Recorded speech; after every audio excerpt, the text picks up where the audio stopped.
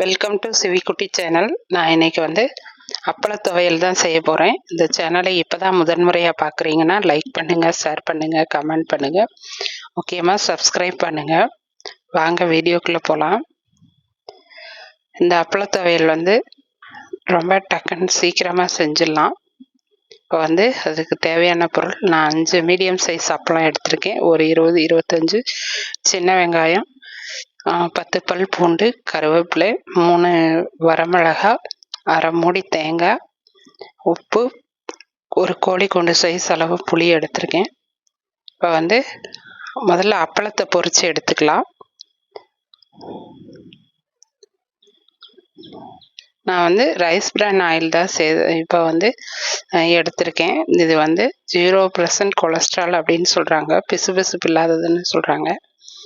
நிறைய நன்மைகள் இருக்குதுன்னு சொன்னதுனால நான் இந்த எண்ணெய்க்கு மாறிட்டேன். இப்போ எண்ணெய் காஞ்சி வச்சு அப்பளத்தை பொரித்து எடுத்துக்கலாம். நம்ம அப்பளத்தை நொறுக்கி தான் சேர்க்க போகிறோம்.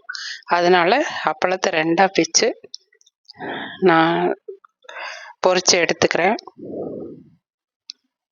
இப்போ எடுத்து வச்சுருக்கேன் அப்பளத்தை பொரித்து எடுத்துக்கிட்டு, இந்த கடாயில் இருக்கிற எண்ணெயை அதிகமாக இருக்கிற எண்ணெயை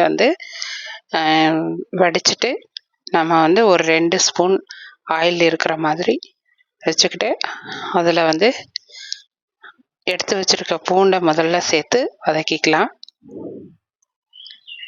இந்த பூண்டு அரைப்பதம் வதங்கினதுக்கு அப்புறமா எடுத்து வச்சிருக்கிற சின்ன வெங்காயத்தையும் சேர்த்து வதக்கிக்கலாம்.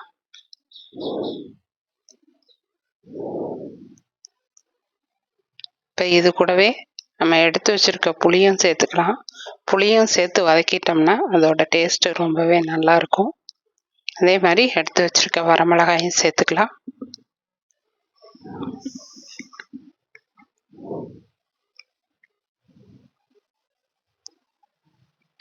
இப்போ ஒரு கொத்து கருவேப்பிலையும் சேர்த்து வதக்கிக்கலாம்.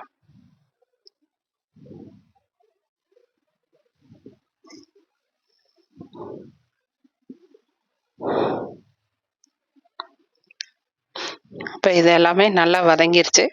இப்போ தேங்காயை சேர்த்துக்கலாம். உப்பையும் கூடவே சேர்த்து அடுப்பை ஆஃப் பண்ணிடுவோம். இந்த சூட்லேயே இந்த தேங்காய் வதங்கினா போதும். இப்போது இதை ஆற வச்சு மிக்ஸி ஜாரில் சேர்த்து முதல்ல கொரகொரப்பாக அரைச்சிக்கலாம்.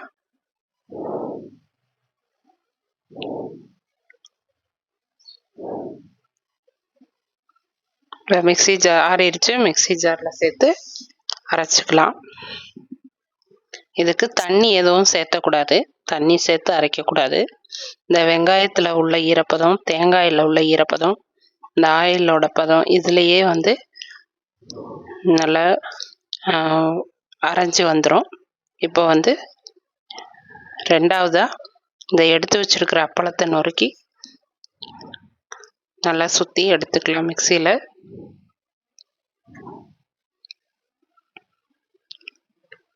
அப்பளம் நல்லா நொறுங்கி எல்லா அந்த வெங்காயம் இந்த கலவையோட மிக்ஸ் ஆகிற அளவுக்கு அரைச்சி எடுத்துக்கிட்டு, இப்போ உருண்டையாக உருட்டி எடுத்துக்கிட்டேன். இது கொஞ்சம் கொரகொரப்பாக இருந்தால் தான் நல்லாயிருக்கும். இப்போ அருமையான அப்பள துவையல் ரெடி ஆயிடுச்சு. இது சாதத்து கூட வச்சுட்டு நெய் சேர்த்து சாப்பிட்டோம்னா ரொம்ப டேஸ்ட்டு ரிச்சாக இருக்கும். நீங்களும் இந்த மாதிரி செஞ்சு பாருங்கள். நன்றி.